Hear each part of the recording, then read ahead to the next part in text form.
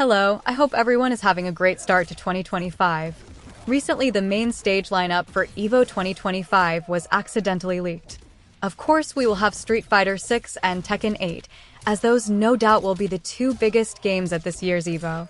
Also will be Guilty Gear Strive, Grand Blue Fantasy vs. Rising, Under Night in Birth 2, Fatal Fury City of the Wolves, which will be releasing this April, a return of Marvel vs. Capcom 2, which should be some great old school hype. But lastly is that Mortal Kombat 1 will indeed make a return to EVO this year. After it was cut from being at EVO France, and then the leaks of support of the game being cut short here once Conan and T1000 come out. Not to also mention the lower tournament counts for Mortal Kombat 1 in this scene pretty much since release. There has been much speculation if Mortal Kombat 1 would be at EVO at all this year. And honestly, I think most people wouldn't have been surprised if it wasn't, but indeed it will be. And really, despite it likely having lower entrant numbers compared to most, if not all of the other main stage games, Mortal Kombat 1 will likely still bring in a good chunk of money for EVO. This is just speculation, but to just give an idea. They will likely make $25,000 minimum just from Mortal Kombat 1 entrants alone, whereas something like Marvel vs. Capcom, they may only make about $6,000 to $8,000 from entrants, despite it likely having way more entrants than Mortal Kombat 1. The reason for this is because how EVO registration works. A large initial fee, then a small additional $10 per extra tournament you're wanting to participate in. So in my theoretical example, Marvel vs. Capcom entrants is likely to have mostly crossover players that are at EVO mainly for something like Street Fighter 6.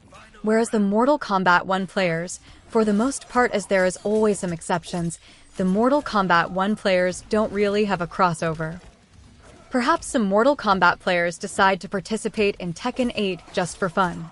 But there won't be much crossover of MK players playing other games at EVO or vice versa. So if there's only 250 to 300 players for Mortal Kombat 1, that is still a good chunk of money made from entrants alone for that game, thus making Mortal Kombat 1 likely to make them more money than at least a couple others that will be there as well. Really, once this is understood, it really does make a lot of sense for Mortal Kombat 1 to return to EVO this year. Everything related to the game is on a down, but still there is a big enough of a dedicated Mortal Kombat/NRS player base for them to make that money from. What do you think of the news? Are you excited for EVO? Are you going to EVO?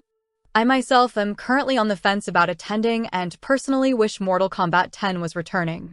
Sound off in the comments section, and I'll catch you next time here on ICMK.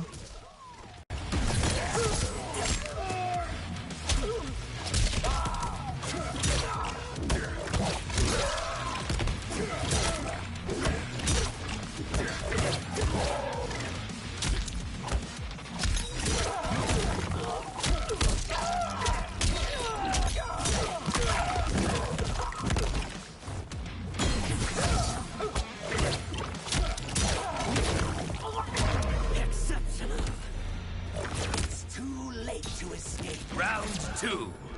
Fight!